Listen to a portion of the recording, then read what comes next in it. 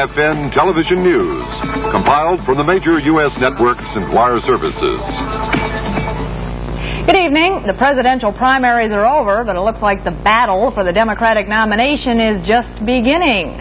President Carter had hoped to knock Senator Edward Kennedy out of the running with a sweep of yesterday's 8 primaries, but Kennedy was the big winner. Mr. Carter did earn more than enough delegates to be nominated. The Kennedy people are not so sure that the president can hold on to them at the convention in August. A report on the primaries from AFN's Charles Lutz.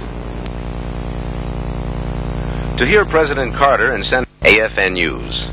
2 years ago, California put a new expression in the nation's political vocabulary: taxpayers' revolt. But times change. And in voting yesterday, Californians who cut property taxes 57% in 1978 rejected a proposal to cut their income taxes in half.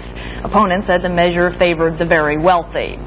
Those who work in the nation's automobile industry don't count themselves among the economically fortunate these days.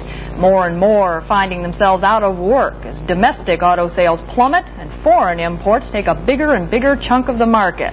But there's a town in Ohio that's already making a foreign motorcycle and is looking ahead to the day when it will host a foreign automobile plant as well. Details from Ed Ross.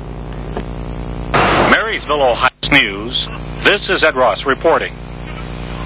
A new study on who's buying homes in the U.S. indicates for the first time a home-buying family needs 2 incomes to make those monthly mortgage payments. A survey by the United States League of Savings Associations indicates that the average cost of maintaining a home nowadays stands at $550 a month, and the price of the average home rose to $58,000 last year.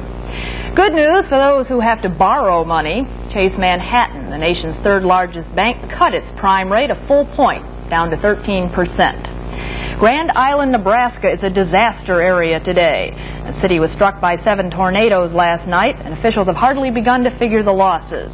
There's also some confusion over the death toll. One county official puts the dead at 35, but other officials, including the mayor and the governor, have not been able to confirm that. It is agreed that about 130 people were injured and 100 buildings destroyed. President Carter has reportedly agreed to take several steps to deal with the problems created by the influx of Cuban refugees into the United States. He's agreed to